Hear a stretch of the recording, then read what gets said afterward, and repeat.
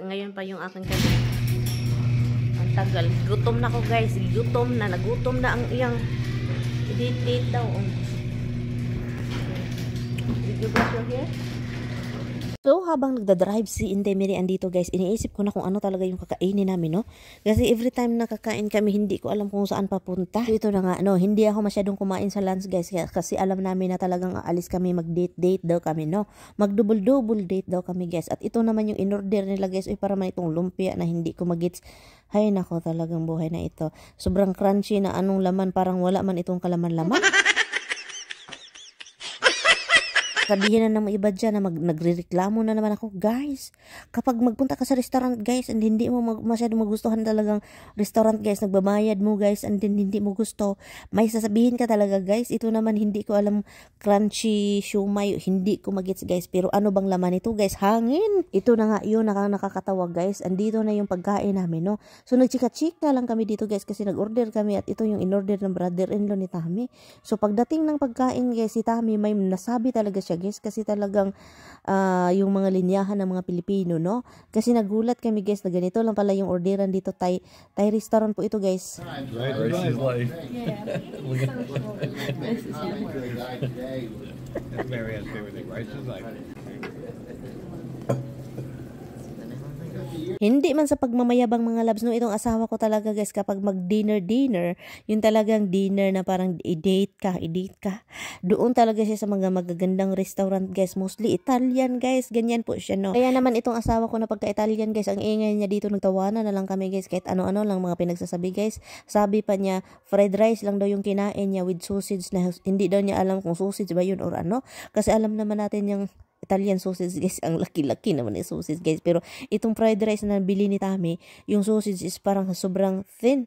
So kaya nagtawanan lang kami dito guys, kasi talagang si Tami walang choice, walang gulay, puro rice and itlog and sausage lang guys, walang gulay, walang salad, wala. At alam ko naman, kilala ko itong asawa ko kasi kapag mga ganitong time na mag-date guys, iba talaga yung nasa utak niya, kaya quiet na lang kami. Pero guys, para sa akin, itong mga pagkain na ganito guys, gustong-gusto ko at a little spicy yung sa aking pinili ko.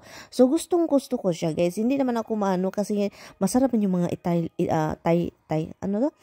Thai na pagkain. Kasi guys, itong asawa ko talaga, iba din kasi yung ano niya, hilig. So kaya i-share ko lang po sa inyo na nagulat siya guys, kasi daw mag-dinner date kami and then rice lang pala yung kinain niya. Kasi guys, kung rice and salad guys, doon talaga yan sa salad. Pero alam ko din na sure ako na masarap yung fried rice na ganun yung in-order ni Mister. At pagkatapos guys, umuwi lang kami, nagpunta kami sa bahay ng kapatid ni Tami, doon na kami nagkape. Kasi sabi pa ni Tami, wala bang kape dito at dessert? Grabe itong asawa ko talaga. But anyway, so nagpunta na lang kami sa bahay ng kapatid ni Tami at doon kami nagkape-kape, nagchika-chikahan na lang kami doon. At pagkatapos umuwi kami kasi kailangan na naming umuwi. Meron kaming alagang aso at pusa at pagkatapos may trabaho pa si Tami the next day.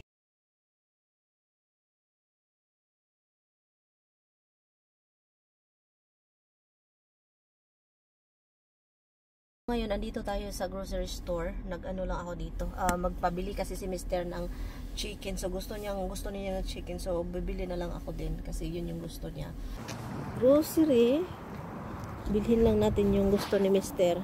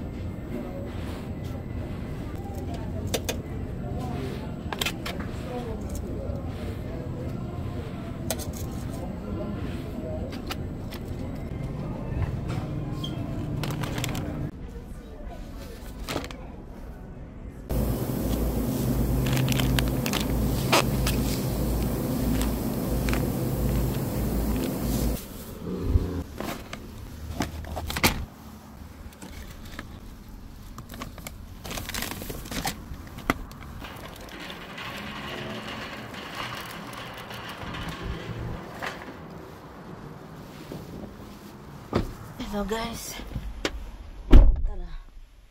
Ganyan talaga ako guys mag-shopping. Mabilisan talaga yung grocery ko eh. Wala na masyadong ano, uuwi agad kasi ano pang langay-langay no.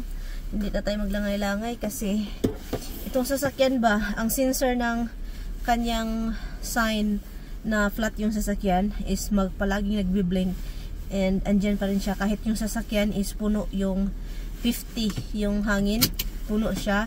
So, nagbi-blink pa rin siya. I think sira yung sensor niya sa ano, sira. So, yun, pabayaan na lang namin.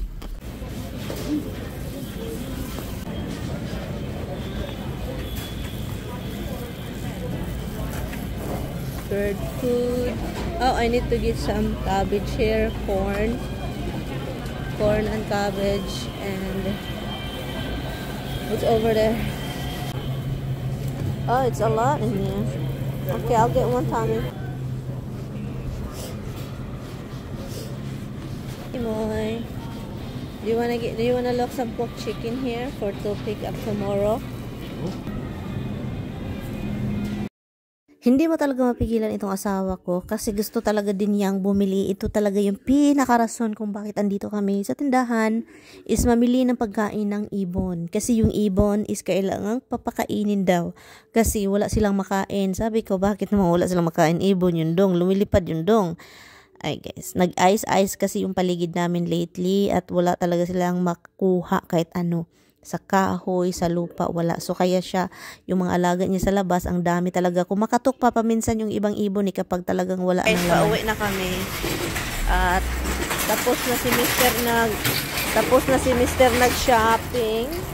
Hindi namin nagamit yung card sa ShopRite. Meron kaming card. Right here. You were thinking white car? White car is over there. Small one. Birdfoot first. I put this here. Wait across the back.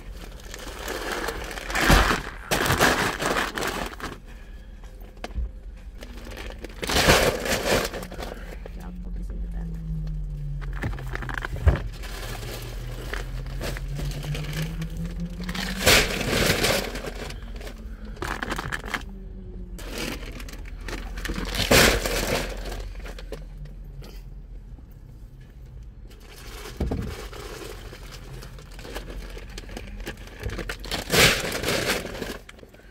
What's your name, huh? Don't bump it.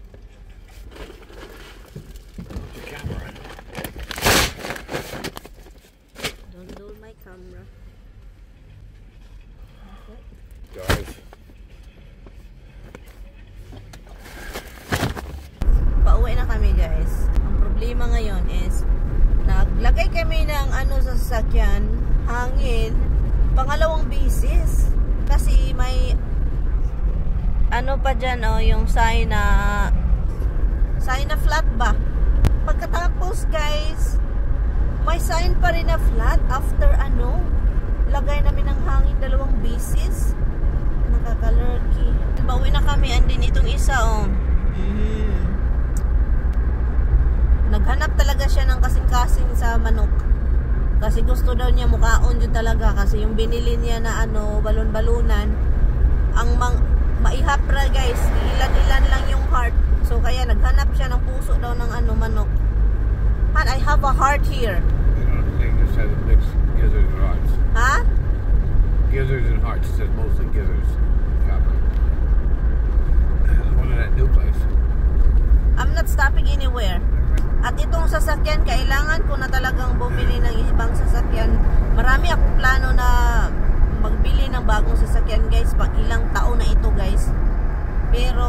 ngayon, ang dami kasi mga dapat uunahin. Uy, ang hirap talaga. Kasi itong sasakyan na ito, kailangan na siyang, matagal na ito 2010 pa ito nakasasakyan.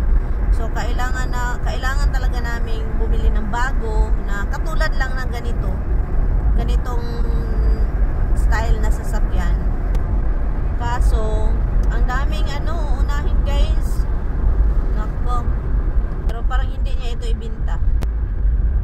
Ito. Let's see. Kasi gamitin sa plow bank. So, yan. Tignan lang natin. Kasi ang utak nitong isa mahilig mag-keep ng mga oldie. Kaya hindi niya ako malit-gulit-go kasi mahilig siya sa mga oldie. That you like old and ugly, right? Is that right? What are you telling me?